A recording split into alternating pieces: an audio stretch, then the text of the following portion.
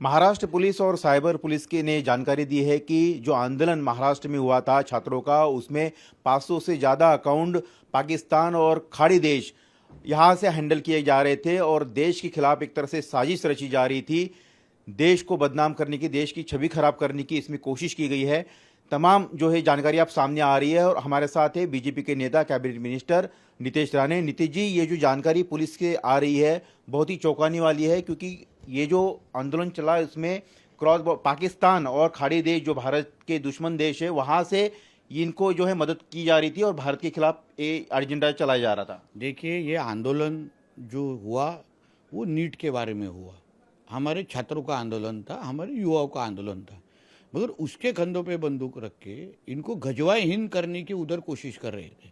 जैसे 2047 तक इस देश को इस्लाम राष्ट्र बनाना।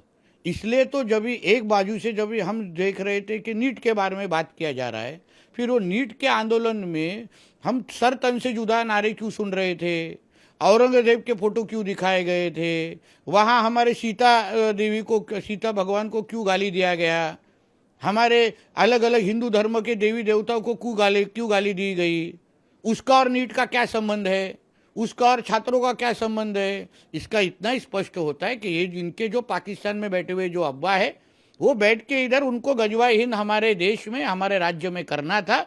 और जो अभी महाराष्ट्र साइबर सेल ने उसको ओपन कर दिया है, 500-600 अगर अकाउंट पाकिस्तान से अगर हैंडल हो रहे तो स्पष्ट ही आ जाता है कि आंदोलन नीट के नाम पे अगर होता होगा, पर उनके कंधों पे बंदूक रख के इनको गजवाहीन करना था। ऐसे लोगों पर किस तरह से कार्रवाई कर रही है पुलिस, सरकार किस तरह से ऐसे लोगों को सबक सिखाएगी? अभी शुरुआत हुई है। हमारे देवेंद्र फडणवीस जी की सरकार है, हिंदुत्व सोच की सरकार है महाराष्ट्र में। यहाँ कोई भी गजवाहीन करता होगा ना, हर एक को हम मिट्टी में मिला देंगे, चुन चुन के पकड़ेंगे उन लोगों को, किसी को छोड़ेंगे नहीं।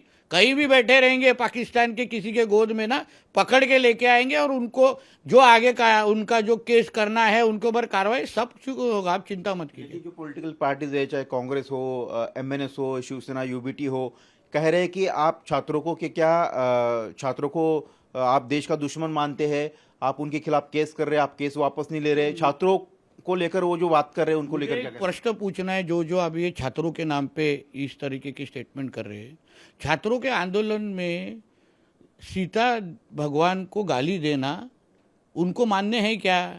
फिर वो यूबीटी के लोग हो, एमएनएस के लोग हो, उनको मान्य है क्या? फिर जो कुणाल कामरा ने इस तरीके से हमारे सीता भगवान के ऊपर अभद्र टिप्पणी की, उसको उन्होंने मोर्चा में बुलाया क्यों? वहाँ उसको कपड़े निकाल के उनको चप्पलों से क्यों नहीं मारा है?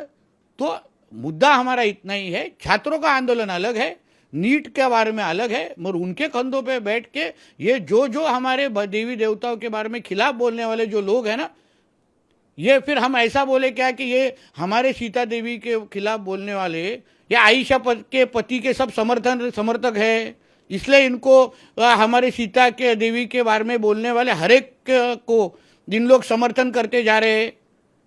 फिर इन लोग में और जिहादों में क्या फर्क है? हम लोग इतना भी बोल सकते हैं ना। फिर शुक्रिया बात करने के लिए। तो ये थे नीतीश राणे, जिन्होंने कहा कि इस तरह से गजवाहीन करने की कोशिश की जा रही है। उन्होंने पहले इस तरह की आशंका जताई थी और अब पुलिस की जांच में इस तरह की बातें सामने आ रही है और महाराष्ट्र की देवेंद्र फडणवीस सरकार ऐसे असामाजिक तत्वों को, देश विरोधी तत्वों को नहीं बख्शेगी। कैमरामैन संतोष देवटी के साथ सचिन चौधरी, इंडिया टीवी, मुंबई।